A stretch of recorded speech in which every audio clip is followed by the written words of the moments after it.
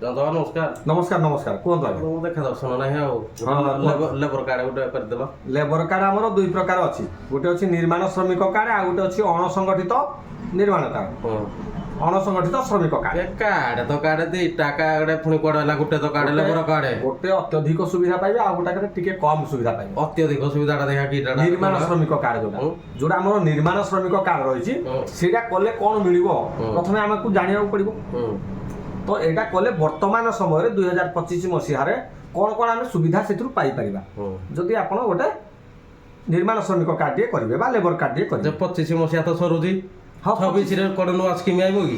ପୁଣି ଭବିଷ୍ୟତରେ ଆସିପାରେ ସରକାରଙ୍କର ତରଫରୁ ଯାହା ଯଦି 25 ରେ ଏଟା ସ୍କିମ୍ ଅଛି 25 ରେ ଆମେ କରିଦେଲେ ପର୍ଯ୍ୟନ୍ତ ବର୍ତ୍ତମାନ ଅପଡେଟ୍ ହେଇଛି ତାପରେ ପୁଣି ଯାହା ସ୍କିମ୍ ଟା 26 ରେ ଯଦି ନୂଆ କଣ ଆଇଲା ଆଉ ଟିକେ ନିଶ୍ଚିତ ଭାବରେ ଉନ୍ନତି 25 ବାଲା ପାଇବେ କି ନାହିଁ? ପାଇବେ ଆଉ ଟିକେ ଉନ୍ନତ ମାନର ନିଶ୍ଚିତ ଭାବରେ ଆସିବ। ତେଣୁକରି କଣ କଣ ଆସିବ ଦେଖିଆ କହିଲ। ହଁ ତ ଫାଷ୍ଟ କି ନୁହେଁ ଇଏ ଆମର କେତେ 18 ବର୍ଷରୁ 60 ବର୍ଷ ମଧ୍ୟରେ ଲେବର କାର୍ଡ ଆପ୍ଲାଏ ହବ। ଆଉ ପ୍ରଥମ କରି ଯୋଉ ଆମର ବର୍ଷେ ପ୍ରଥମ ହେଲା ତାର ନିୟମ ରହିଛି ଯେ ଆପଣ କୌଣସି ସରକାରୀ ଚାକିରି କରିନଥିବେ, ତ ଆପଣ କାମ କରୁଥିବେ କୋଉଠି ବିଭିନ୍ନ ପ୍ରକାର ଆମର ଗୋଟେ ଘର ତିଆରି ହେଉ ଲେବର କାର୍ଡ ମାନେ ଲେବର ତ କରିବା ତ ଏଥିରେ କଣ ପାଇପାରିବେ ପ୍ରଥମ କରି ହେଲା ଡ୍ରାଇଭର ମାନେ ପାଇପାରିବେ କି ନାହିଁ? ଡ୍ରାଇଭର ମାନେ ନାହିଁ କେବଳ ହିଁ ଲେବର ଯୋଉମାନେ ବେଞ୍ଚା ମାରୁଛନ୍ତି କରୁଛନ୍ତି। ଆଚ୍ଛା ଆଚ୍ଛା ଠିକ ଠିକ। ତ ଏଥିରେ କଣ ହେଲା ମୁଖ୍ୟ ଜିନିଷ ହେଲା କଣ ନା ଫାଇନାନ୍ସିଆଲ ସପୋର୍ଟ ଟିକେ ସରକାରୀ ସହାୟତା ମିଳିବ। ମନେକର ଝିଅ ବାହାଘର ପାଇଁ ମନେକର ଆପଣଙ୍କର ଲେବର କାର୍ଡ କରାଯାଇଛି, ଆପଣଙ୍କର ଗୋଟିଏ ଝିଅଟି ଅଛି ତାକୁ ମ୍ୟାରେଜ କରିଦେଇଛନ୍ତି, ତ ଆପଣ ପାଇବେ ସରକାରଙ୍କ ତରଫରୁ 50,000 ଟଙ୍କା ସହାୟତା ରାଶି ଯଦି ଆପଣଙ୍କର ଲେବର କାର୍ଡଟି ଥାଏ ନିର୍ମାଣ ଶ୍ରମିକ କାର୍ଡଟି ଥାଏ। ଆଉ ଆପଣଙ୍କର କାର୍ଡଟିକୁ 1 ବର୍ଷ ପୂରଣ ହୋଇଥିବା ଦରକାର।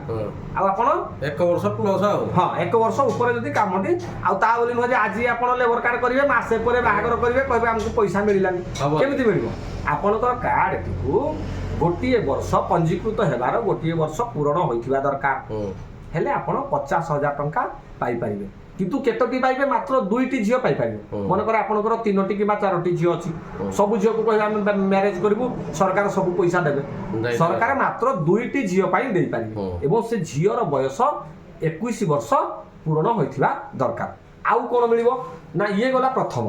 ଦ୍ୱିତୀୟ ରହିଲା ଆପଣଙ୍କର ମନେକର ପୁଅଟିଏ କି ଝିଅଟିଏ କି 2-3ଟି ପୁଅ ଝିଅ ଅଛନ୍ତି, ତ ସେମାନେ ଯେତେବେଳେ ପାଠ ପଢ଼ିବେ ଶିକ୍ଷା କ୍ଷେତ୍ରରେ ସରକାର ସହାୟତା ରାଶି ଦେଉଛନ୍ତି।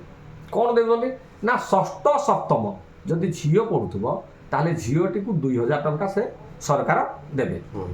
କେତେ ଟଙ୍କା ଦେବେ ନା 2,000 ଟଙ୍କା ମାତ୍ର ଦେବେ। ତ ଷଷ୍ଠ ସପ୍ତମ ପୁଅକୁ ଦେବେନି। ତାପରେ ରହିଲା ଅଷ୍ଟମ ନବମ ପାଇଁ ଦେବେ 3,000 ଟଙ୍କା କେବଳ ଝିଅକୁ ନାଇଁ ସେଥିରେ ପୁଅ ଝିଅ ସମସ୍ତେ ହେଲା। ତାପରେ ଦଶମରେ 4,000 ଟଙ୍କା ପୁଅ ଝିଅ ଉଭୟ। ତାପରେ ଯେତେବେଳେ +2 ପାଠ ପଢିଲେ +2 ବେଳକୁ ଦେବେ 5,000 ଟଙ୍କା ପୁଅ ଝିଅ ଉଭୟ। ତାପରେ ଯେତେବେଳେ ରହିଲା +3 ବା ସ୍ନାତକରେ 7,000 ଟଙ୍କା ବୁଝିଲେ ତ। ତାପରେ ଆସିଲା କଣ ନା ଆମର ନର୍ସିଂ ଏବଂ ସିଟି। ନର୍ସିଂ ଏବଂ ସିଟି ଯଦି କରିଥିବେ କୋଉଥିରେ ସରକାରୀ ବିଦ୍ୟାଳୟରେ ସରକାରୀ ବିଦ୍ୟାଳୟରେ ପଢୁଥିବେ ଯଦି ନର୍ସିଂ କିମ୍ବା ସିଟି ତାହେଲେ ତାଙ୍କୁ ସରକାରୀ ପ୍ରୋତ୍ସାହନ ରାଶି ଦେବେ 10,000 ଟଙ୍କା। ତାପରେ ଯଦି ସେ ଡକ୍ଟର କିମ୍ବା ଇଞ୍ଜିନିୟରିଂ ପଢୁଥିବେ ତାହେଲେ 40,000 ଟଙ୍କା ପ୍ରୋତ୍ସାହନ ରାଶି ସରକାର ଦଉଛନ୍ତି। ଇଏ ଗଲା।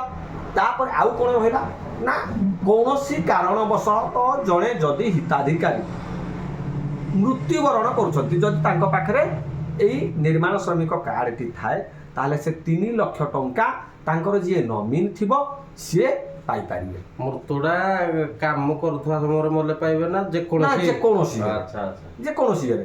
ତା ବୋଲି ନୁହେଁ ଯେ ଜଣେ ଜାଣିକିନି ଟ୍ରେନ ମନେକର ଯଦି ଟ୍ରେନ ଲାଇନରେ ମଲେ ତାହେଲେ ମିଳିବ ନାହିଁ ଗଭର୍ଣ୍ଣମେଣ୍ଟ ତରଫରୁ ମିଳିବ ନାହିଁ।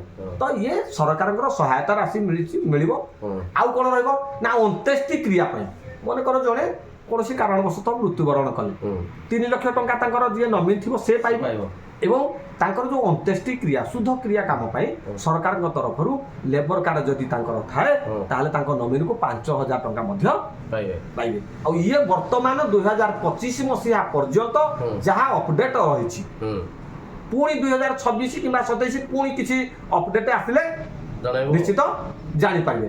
ଆଉ ମନେକର କିଏ କହିବ ନା ଏଇଟା ମିଳୁଛି ସେଇଟା ମିଳୁଛି ନୁହେଁ, ବର୍ତ୍ତମାନ ଯାହା ଲିଗାଲି ରହୁଛି ଆମେ ତାକୁ କହିଲେ ଯେ ଆମର କ'ଣ ରହିଛି ନା scholarship for children of registration construction ୱାସନ BOC, ତ financial and from class 6 to up two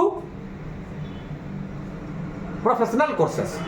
ତ 2000 ରୁ 40,000 ପର୍ଯ୍ୟନ୍ତ ସରକାର ଶିକ୍ଷା ମାଧ୍ୟମରେ ସହାୟତା ରାଶି ତାଙ୍କର ନାଁରେ ନିଜେ ହିତାଧିକାରୀ ବା ସିଏ ନିଜେ ଲେବର କାର୍ଡ ହିତାଧିକାରୀ ହୋଇଥିବେ, ମହିଳା ହୋଇଥିଲେ ତାଙ୍କ ପାଇଁ ସରକାରଙ୍କ ତରଫରୁ 10,000 ଟଙ୍କାର ସହାୟତା ରାଶି, ପ୍ରସୂତିକାଳୀନ ସହାୟତା ରାଶି ମଧ୍ୟ ମିଳୁଛି ଦେଉଛନ୍ତି। ଏବଂ ମୃତ୍ୟୁବରଣ କଲେ 3 ଲକ୍ଷ ଟଙ୍କା ଦେଉଛନ୍ତି କୌଣସି କାରଣ ଯଦି ମୃତ୍ୟୁବରଣ ହେଲା, ଏବଂ ଅନ୍त्यେଷ୍ଟି କ୍ରିୟା ପାଇଁ 5,000 ଟଙ୍କା ଦେଉଛନ୍ତି। ଏବଂ ଗୋଟିଏ ଝିଅଟିଏ ଯଦି ମ୍ୟାରେଜ କରୁଛି ତାର ଯଦି 2ଟି ଝିଅ ମଧ୍ୟ 50,000 ଟଙ୍କା ସରକାରଙ୍କ ତରଫରୁ, ଯଦି ଲେବର କାର୍ଡଟିଏ ଥାଏ ବା ନିର୍ମାଣ ଶ୍ରମିକ କାର୍ଡ ଥାଏ ତାହେଲେ ଏହିସବୁ ଜିନିଷ ଆପଣ ପାଇପାରିବେ। ତେଣୁକରି ଆପଣ କେଉଁଠି କରିବେ?